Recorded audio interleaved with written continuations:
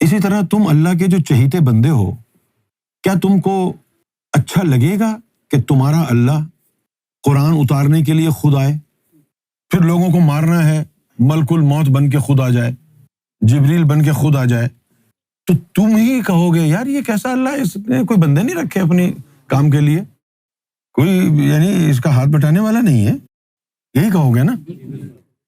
تو تمہارے دماغ کا مسئلہ ہے، تم مدد کو پتہ نہیں کیا سمجھتے ہو۔ اب آپ کے دماغ کے اندر کیا بھرا ہوا ہے اس پر ڈیپینڈ کرتا ہے کہ آپ اس کو خدمت سمجھیں یا مدد۔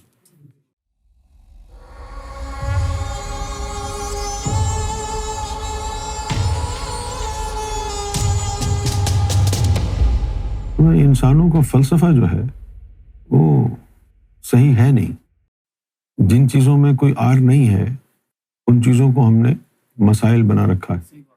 جیسا کہ ایک عام سی بات کرتا ہوں، جیسے کہ پاکستان، ہندوستان، بنگلہ دیش کے لوگ ہیں، ان کو اس بات میں بڑی تکلیف ہوتی ہے کہ کوئی ان کو کہے باتھ روم صاف کرو، لیکن یہاں تو ایسا نہیں ہے، باتھ روم صاف کرنے والے بھی انسان ہیں یا نہیں ہیں؟ یہاں آپ اگر کہیں کام کریں گے، KFC میں، میک ڈونلڈ میں یا کسی اور ریسٹورینٹ میں، سارے کام کرنے پڑتے ہیں، مینیجر ہے اس کو سارے کام، اگر وہ باتھ روم صاف کرنے والا نہیں آیا تو مینیجر کو کرنا ہے، اس میں کوئی برائی نہیں ہے۔ کیا برائی ہے بھائی؟ آپ تو اتنی یعنی نفرت کا اظہار کر رہے ہیں باتھ روم صاف کرنے سے، جیسے آپ کبھی تو ہگنے جاتے ہی نہیں ہیں، آپ بھی تو ہگتے ہیں نا۔ اسی طرح جو ہے گھریلو لائف میں دیکھ لیں، اکثر جو ہمارے لوگ ہیں ان کا یہ خیال ہے کہ گھر کا کام کرنا وائف کی ذمہ داری ہے، خود اپنے پیر پہ کھڑے ہو کے پانی نہیں پئیں گے، جا کے بیوی کو بولیں گے پانی لاؤ، آپ کو پیاس لگ رہی ہے آپ چلے جاؤ نا۔ یہ سوچ جو ہے ہماری، جو مختلف کاموں کے لیے ہے کہ یہ ہمارے کرنے کے نہیں ہے، یہ فلاں کی ذمہ داری ہے، یہ غلط مسئلہ ہے، یہ غلط بات ہے۔ اسی طریقے سے دنیا کا موسٹ پاورفل انسان، اگر اس کو آپریشن کی ضرورت ہوگی کیا وہ خود کر لے گا اپنا آپریشن؟ دنیا کا سب سے بڑا سرجن، اگر اس کے سرجری کرنے کی بات آئی تو کیا وہ خود کر لے گا اپنی سرجری؟ تو کیا کہیں گے ہم اس کو محتاج ہے، وہ سب کچھ اس کے ہاتھ میں ہے، لیکن کیا وہ اپنی سرجری خود کر لے گا؟ تو اسی طرح اس میں کیا آر ہے؟ ایک طرف اگر دیکھا جائے تو آپ کہیں گے کہ بھئی میں نے یہ بندہ رکھا ہے کام کے لیے، اس میں آپ جو ہے باس ہیں اور وہ آپ کا ورکر ہے، اور دوسری طرف اگر کسی کو یار یہ کام کر دو تو وہ ہیلپ ہے، جب باس بن کے بیٹھے ہو تب بھی تو تمہاری ہیلپ ہو رہی ہے نا۔ اسی طرح تم اللہ کے جو چہیتے بندے ہو، کیا تم کو اچھا لگے گا کہ تمہارا اللہ قرآن اتارنے کے لیے خود آئے، بارش برسانے کے لیے اللہ بیچارہ اکیلا لگا رہے، پھر لوگوں کو مارنا ہے، ملک الموت بن کے خود آ جائے، جبریل بن کے خود آ جائے، تو تم ہی کہو گے یار یہ کیسا اللہ ہے، اس نے کوئی بندے نہیں رکھے اپنے کام کے لیے، کوئی یعنی اس کا ہاتھ بٹانے والا نہیں ہے، یہی کہو گے نا؟ تو تمہارے دماغ کا مسئلہ ہے، تم مدد کو پتہ نہیں کیا سمجھتے ہو۔ اگر مدد کرنا اتنی ہی بری چیز ہوتی تو اللہ تعالیٰ نے تو قرآن میں یہ بھی کہا ہے کہ اللہ کی مدد کرو، یہ قرض حسنہ ہوگا، اللہ کے رسول کی مدد کرو۔ مدد کرنا کوئی بری بات ہے؟ مدد کرنا محتاجگی کی علامت نہیں ہے۔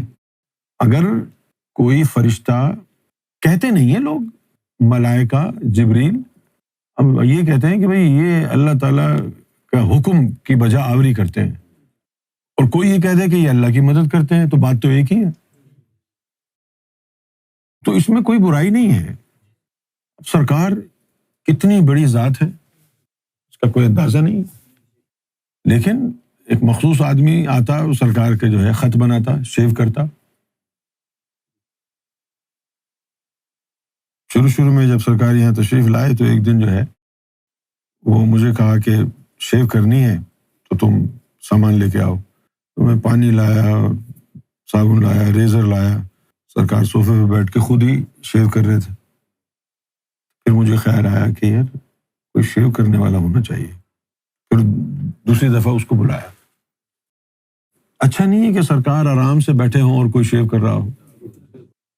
اب آپ کے دماغ کے اندر کیا بھرا ہوا ہے اس پر ڈیپینڈ کرتا ہے کہ آپ اس کو خدمت سمجھیں یا مدد. آپ کی مرضی ہے نا. آپ اس کو خدمت سمجھے تو خدمت سمجھ, مدد سمجھنا چاہتے تو مدد سمجھ. اس میں کوئی محتاجگی والی بات تو ہے نہیں. تو ہاں, اللہ تعالیٰ نے کو کہا کہ بھئی ظاہر ہے دونوں پارٹیز اگری ہوئی ہوں گی, تبھی اللہ کی برادری سے یہ چند ہستیاں زمین پر آئیں, اللہ کی رضامندی سے آئیں نا. اللہ کہتا ہے بھئی نہیں, میں نہیں چاہتا کہ تم آؤ, تو نہیں آتا کوئی بھی. اللہ کے اوپر تھی نا یہ بات. بھئی آپ کا گھر ہے, آپ کے اوپر ہے, آپ مجھے بلاؤ یا نہ بلاؤ. اس میں یہ نہیں ہے کہ بھئی جس کو نہیں بلایا اس کی جو ہے نا شان گھٹ گئی, اور جس کو بلا لیا وہ خادم ہو گیا. ظاہر ہے ایسی ویسی مدد تو نہیں ہوگی نا جو اس کی اپنی مخلوق سے اس کو مل جاتی. بھئی تمہارے گھر والے ہی اگر تمہاری شاپ کا کام سنبھالنے کے قابل ہوں تو تم باہر کے بندے کیوں رکھو گے؟ عیسیٰ کو, ادریس کو, الیاس کو آنے کی ضرورت کیوں پڑی؟ اس کی مخلوق میں کوئی ایسا نہیں تھا نا. وہ بھیج تو دیے 1,24,000 پیغمبر, کوئی عیسیٰ جیسا تو نہیں تھا, کوئی ادریس جیسا تو نہیں ہوگا نا, الیاس جیسا تو نہیں ہوگا نا. اور آپ دیکھیں تینوں کی ہسٹری, ادریس علیہ السلام ان کا انتقال نہیں ہوا, انہوں نے خود ہی فرشتوں کو بلایا کہ ہمارا جی چاہ رہا ہے ہمیں تم پہلے جہنم کی سیر کراؤ, اس کے بعد جنت کی سیر کراؤ. اپنی نیت کو دبا کے بیٹھ گئے. وہ تو ادریس علیہ السلام تھے نا. جبریل کو کیا پتا کیا سوچ رہے ہیں وہ, جبریل تو جبریل, اللہ کو کیا پتا کہ وہ کیا سوچ رہے ہیں. انہوں نے بلا لیا کہ چلو بھائی اس کو سیر کرنے کا شوق ہے, چلے جاؤ. چلے گئے, پہلے جہنم دیکھی, ہاں جی او ہو یہ چلو اب جنت چلو. اب وہ جنت پہنچے, پھر اس کو کہا اب تم جاؤ, ہم یہیں ہیں.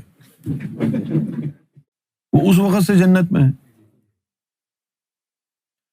آج تم سب قرآن میں پڑھ لیتے ہو سورہ قلم, پھر پڑھ لیتے ہو کہ بھئی اللہ تعالیٰ نے جو ہے سب سے پہلے قلم کو بنایا, اس کو کہا لکھ.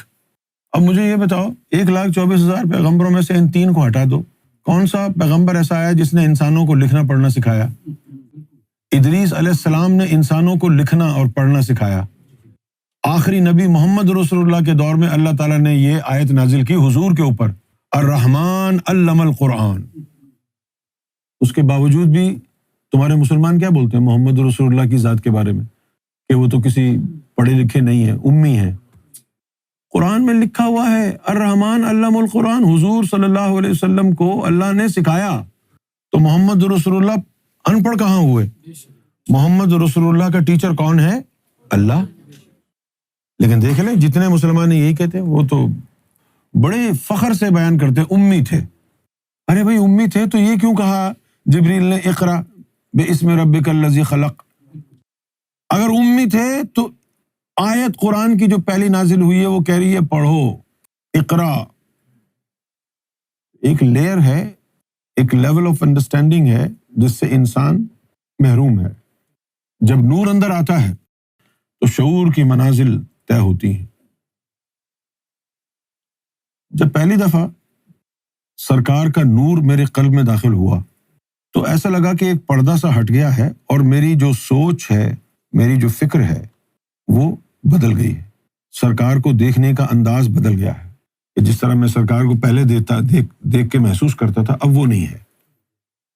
یہ ایک جو یعنی کانشیسنس, شعور, اس کا جو لیول ہے یہ ڈیپینڈ کرتا ہے آپ کے اندر ہے کیا. اب آپ کی زبان پر قرآن ہے اور آپ کے تن بدن میں نار بھری ہوئی ہے, شعور ہی نہیں ہے آپ کا نور والا, قرآن کیا سمجھ میں آئے گا؟ روحانیوں کے پاس بیٹھ کے ان کی باتوں کو تم نے رٹ لیا ہے, پتہ تو تمہیں کچھ ہے نہیں وہ کیا رہے ہیں, کیا پتہ ہے تمہیں؟ اگر میں یہ کہوں عالم غیب ہے, وہاں اللہ کی برادری ہے, تو تمہاری عقل کیا کہے گی؟ کچھ بھی نہیں, اللہ کی برادری ہے اور وہ عالم غیب ہے بس. لیکن اس کا مطلب کیا ہے؟ آپ کو کچھ نہیں پتا. کب تک نہیں پتا ہوگا؟ جب تک عالم غیب کا نور تمہارے اندر نہیں آئے گا, شعور نہیں ہوگا. ابھی جو ہم کہہ رہے ہیں کہ سرکار گوہر شاہی رب الارباب ہیں, کہاں سمجھ میں آ رہا ہے آپ کی؟ اس وقت تک سمجھ میں نہیں آئے گا جب تک عالم غیب کی کوئی چیز آپ کے اندر سما نہ جائے. تو یہ 3 ہستیاں وہاں سے نبیوں کے بھیس میں آئیں, ادریس, الیاس. ادریس علیہ السلام جنت میں موجود ہیں جسم سمیت. الیاس علیہ السلام کو ابھی تک موت نہیں آئی. اسی زمین پر ہیں. عیسیٰ علیہ السلام جسم سمیت اٹھا لیے گئے. دیکھو یار، ابھی بھی بہت سے لوگ ہم کو کہتے ہیں کہ یہاں لے جاؤ روحانی طور پر، وہاں لے جاؤ. اب میں قائل نہیں ہوتا. میں خدا کی عزت کی قسم انگلی کا اشارہ کر کے اسی وقت تمہیں بیت المعمور میں جسم سمیت پہنچا سکتا ہوں. قسم خدا کی، اس کی عزت کی قسم اٹھاتا ہوں. لیکن ہمارے ساتھ لوگوں نے اچھا نہیں کیا. وینکوور میں ایک شخص رہتا ہے سید رضوان. جب ہم کینیڈا گئے تھے، وہاں ہمارا پروگرام تھا ایڈمنٹن میں، تو وہاں جو کنونشن سینٹر تھا، وہاں ایک لمبے سے آدمی کو میں نے گھومتے ہوئے دیکھا. تو مجھے فوراً جو ہے یہ دل کی دھڑکنیں جو ہے وہ بے ترتیب ہوئی، اور مجھے آواز آئی کہ یہ الیاس علیہ السلام ہے. فوراً اندر سے آواز آئی. اچھا، جب مجھے پتہ چل گیا اب اگر مجھے پتہ چل گیا کہ کوئی یہاں پر گھوم رہا ہے روحانی طور پر، تو یہ اطلاع اس کو بھی جاتی ہے کہ اس ہال میں اس جگہ پر ایک بندے نے تم کو پہچان لیا ہے. یہ اطلاع اس تک بھی جاتی ہے. تو اب وہ یہ سوچ رہے تھے کہ یہ آئے گا میرے پاس، لیکن میں تو بیٹھا رہا اپنے ہال میں. ہاں، یہ رضوان سید میرے برابر میں تھا، تو میں نے اس کو یہ کہا. وہ سامنے جو کھڑا ہے نا شخص، پتہ ہے کون ہے؟ وہ الیاس علیہ السلام، اور یہ یہیں سیاٹل میں رہتے ہیں. ان کے اندر شاید یقین کی کمی تھی، وہ بھاگ کے چلے گئے اس کے پاس، شاید آزمانے کے لیے کہ جو میں نے بات کہی ہے وہ سچی ہے یا جھوٹی ہے. چلے گئے اور جا کے اس کو کہنے کہ مجھے پتہ ہے تم کون ہو. اس نے کہا بتاؤ. انہوں نے کہا کہ تم الیاس علیہ السلام ہو. تو وہ مسکرائے، اور پھر انہوں نے کہا کہ مجھے یہ بھی پتہ ہے کہ تم سیاٹل میں رہتے ہو. پھر وہ مسکرائے. پھر یہ کہنا چاہ رہے تھے کہ مجھے یہ بھی پتہ ہے کہ تم اللہ برادری کے ہو، لیکن ان کی انگریزی اتنی اچھی تھی نہیں، ابھی بھی نہیں ہوگی یقیناً. تو انہوں نے کہا کہ you are a great soul. جو جواب انہوں نے دیا، انہوں نے اس کو یہ کہا، the one who sent you to me is greater than me. یہ بات سننے کے بعد وہ حرام زادہ گمراہ ہو گیا، جان کا دشمن بن گیا. اب اس سے بڑھ کر کیا کوئی کسی کو دکھائے گا؟ یہ وہی وقت ہے، یہ وہی مقام ہے کہ جہاں 2-3 گوریاں تھیں، وہ بھی آئیں ہمارے پاس، کہنے لگی کہ ہم جیزس سے محبت کرنا چاہتے ہیں. تو میں نے ان کو کہا تم نے جیزس کو دیکھا ہے؟ کہ نہیں دیکھا. دیکھو گی؟ دیکھ. قسم سے صرف یہ انگلی لگائی ہے، جیزس ان کے سامنے، رو رو کے برا حال. پھر وہ کہنے لگی کہ میری ایک سہیلی ہے، اس کو بھی دکھا دو، اس کو لے آؤ. وہ بھی آ گئی. ہم نے ایسے بڑے اس طرح کی چیزیں کی ہیں لوگوں کو لگانے کے لیے، لیکن اب من اس طرف جاتا نہیں ہے، کیونکہ انسان کے ساتھ کیا بھلائی کرے. یعنی ایسی جگہوں پر، ایسے مقامات پر جن کو پہنچا دیا، بعد میں آ کے وہ جانی دشمن بن گئے، نقصان پہنچانے کے در پہ ہوئے. حالانکہ اللہ تعالیٰ نے ایسا کیوں مخلوق پیدا نہیں کی جو گوہر شاہی کے بندے کو زیر کر لے. اگر کسی کے ذہن میں یہ فطور ہے تو شاید وہ سور کا گو کھاتا ہے. میرے گوہر شاہی کے کتے ہونے کی دلیل یہی ہے کہ میرا کچھ بگاڑ کے دکھاؤ. میں گوہر شاہی کا غلام ہوں.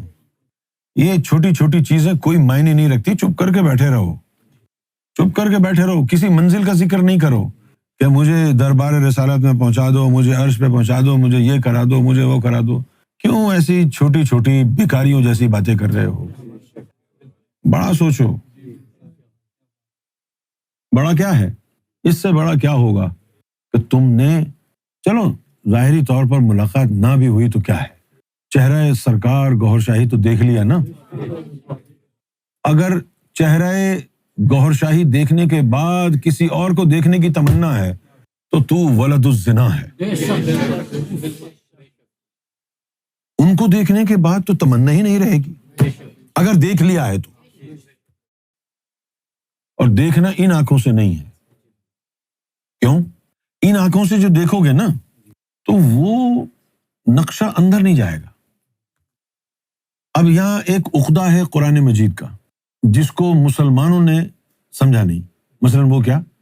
قرآن میں آیا کہ تمہاری جو بینائی ہے، تمہاری جو بصیرت ہے، تمہاری جو آنکھیں ہیں، وہ اللہ کو دیکھ نہیں سکتی، بالکل حق ہے، لیکن تمہارے اندر دو قسم کی بصیرت ہے نا، ایک ظاہری بصیرت ہے، ایک باطنی بصیرت ہے.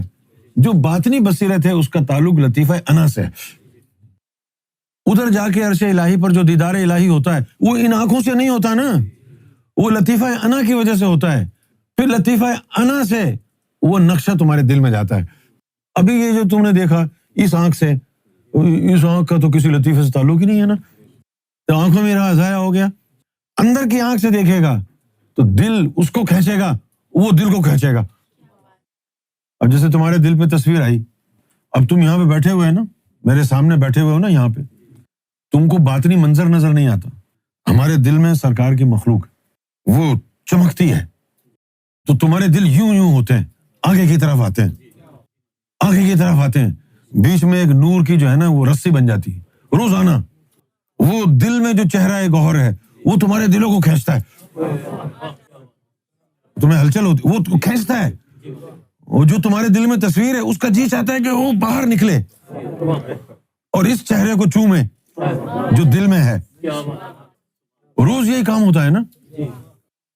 اب جو بیٹھے ہوئے ہیں، دھیان اگر اس طرف ہو، اگر وہاں بیٹھ گیا دھیان تیرا کہیں اور ہے، تو پھر تو نے کیا کیا، وہ جو دیدار یار ہو رہا ہے اس سے تو نے منہ موڑ لیا. یہاں بیٹھ کے بھی دھیان کہیں اور ہے، سوچ کہیں اور ہے. یہ کفر ہے. یہ تمہاری جو اندر کی بصیرت ہے نا، اس بصیرت کی پرورش کرتے ہیں. یہاں بیٹھتے ہو سامنے، روزانہ تمہارے انا کے اوپر جو ہے وہ نظر ہوتی ہے، جس سے اس کی بصیرت مضبوط سے مضبوط تر ہوتی جاتی ہے. اس کے بعد یہاں ایک بندہ بھی ایسا نہیں بیٹھا جس کے اوپر روزانہ الہام نہ جاتا ہو. لیکن وہ بندے کا دھیان ہی کہیں اور ہے، وہ سمجھتا ہے کوئی خیال آیا ہے اور رد کر دیتا ہے.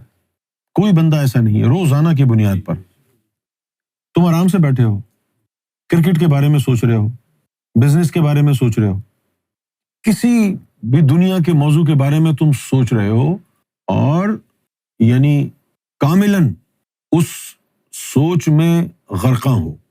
You completely preoccupied with these thoughts. اور پھر اچانک ایک روحانی خیال آ گیا. یار تمہارا کیسے ہو سکتا ہے وہ، تم تو کرکٹ کے بارے میں سوچ رہے تھے، تم تو بازار کے بارے میں سوچ رہے تھے، بزنس کے بارے میں سوچ رہے تھے، اچانک روحانی خیال، سرکار کا خیال آیا، تو وہ کیا ہے؟ وہ ہے القاء. جو پہلا خیال آیا بغیر سوچے سمجھے وہ القاء ہوتا ہے. یاد رکھنا. یا تم قرآن پڑھ رہی ہو، سرکار کے بارے میں نہیں سوچ رہی، قرآن پڑھ رہی ہو اور سرکار کا خیال آ گیا، تو وہ تمہارا خیال نہیں ہے، القاء ہے سرکار کی طرف سے. ٹرمینالوجی ہے، ورنہ القاء الہام ایک ہی چیز ہے. جو پہلا خیال آئے اس کو غور کرو، سٹارٹ کرو یہاں سے اپنی روحانی جرنی. ادھر ادھر کی باتیں سوچ رہے ہو اور اچانک تمہیں کوئی روحانی خیال آ گیا، سرکار کا خیال آ گیا، تو اس خیال کو خیال نہ سمجھنا، وہ الہام ہے. فرق صرف القاء اور الہام میں اتنا ہے کہ القاء خیال ہوتا ہے جو رسول اللہ کی طرف سے آتا ہے یا رب کی طرف سے آتا ہے یا مرشد کی طرف سے آتا ہے، اور الہام کیا ہوتا ہے؟ الہام اس سے زیادہ پاورفل چیز ہے. کیسے؟ الہام ایک جو ہے گولی کی طرح ہوتا ہے، سارے لطائف سے گھستا ہوا، گزرتا ہوا، وہ تمہارے اخفا میں آئے گا، اخفا سے زبان سے نکلے گا. زبان تم روکنا بھی چاہو تو بے اختیار تم بولنا شروع ہو جاؤ گے. اگر ایسا ہوگا تو یہ الہام خاص ہے، زبان سے نکلنا شروع ہو جائے گا. اور جیسے مولوی کہتے ہیں کہ جب جبریل علیہ السلام آتے تھے تو وہ قرآن پڑھ کے سناتے تھے اور حضور سے کہتے تھے اب تم پڑھو. قسم خدا کی جھوٹ ہے. یہ الہام کی صورت جو میں نے بتائی ہے، جبریل آگے جب کھڑا ہوتا تھا، قرآن حضور کی زبان سے خود نکلتا تھا، جبریل ٹیلی کرتا تھا. جیسے تمہاری زبان سے القاء نکل کے الفاظ نکلتے ہیں، اس طرح جب وہ آتا تھا نا، وہ حضور کی زبان سے قرآن خود جاری ہو جاتا تھا. وہ قرآن تھوڑی تھا جو جبریل، وہ تو ٹیلی کرتا تھا کہ حضور کی زبان سے جو نکل رہا ہے اس کو میں ٹیلی کروں جو میں لایا ہوں.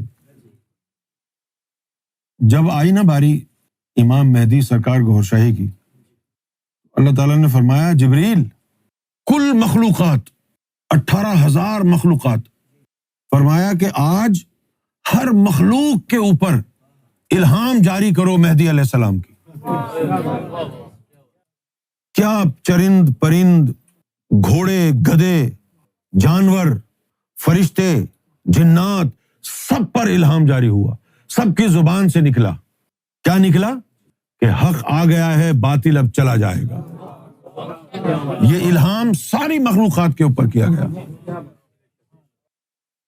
امام مہدی علیہ الصلوۃ والسلام کے آنے کی خوشی میں یہ الہام ساری مخلوق، یہاں تک کہ شیر، بکری، ہاتھی، یہ تمام ان کی زبانوں سے امام مہدی علیہ الصلوۃ والسلام کی آمد کا ذکر بطور الہام جو کیا، زبانوں سے نکلا.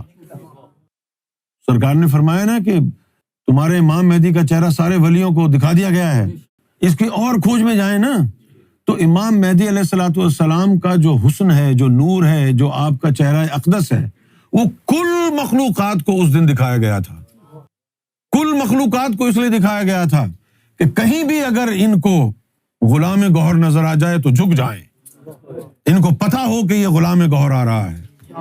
سب گوہر شاہی کو پہچانتے ہیں کیونکہ ان کو دکھایا گیا. وَكُلِّ شَيْءٍ أَحْصَيْنَاهُ فِي كِتَابٍ إِمَامٍ مُّبِينٍ. ساری چیزیں جمع کر دی ہیں اس